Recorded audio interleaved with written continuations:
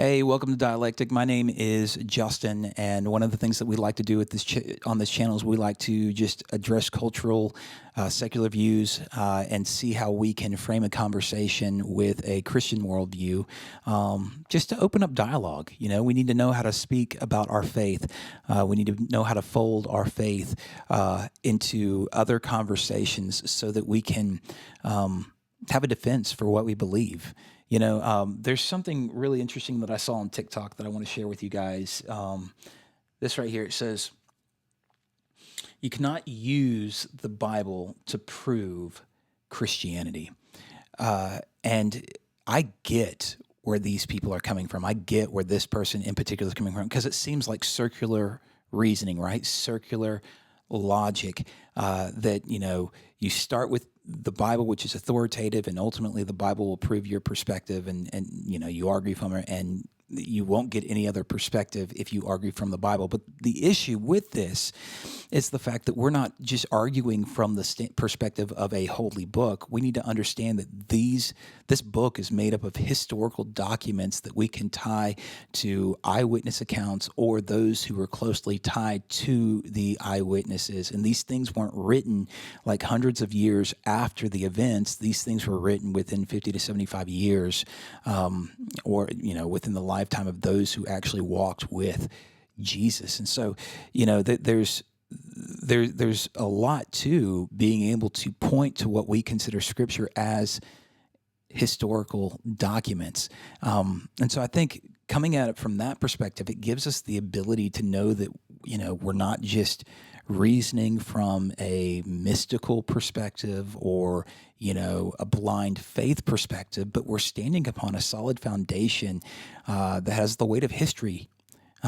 You know, it has the weight of history that kind of helps validate it. And these texts, they have gone through the same scrutiny that every other historical text has gone through. And so, you know, when it comes to this idea of circular reasoning, I honestly believe that the naturalist, honestly, those who are naturalists or atheists that believe that the world came about simply by natural means, that there's no supernatural aspect to the world being brought into, or the world coming into existence, they find themselves in a situation where they themselves use circular reasoning. You know, let me kind of explain this. A friend of mine, J.D. Longmire, he has a great website. It's oddchristian.com. You know, he talks about circular reasoning in naturalism. And I thought this was really, really interesting. He goes, you know, circular reasoning happens when the conclusion is baked into the premise.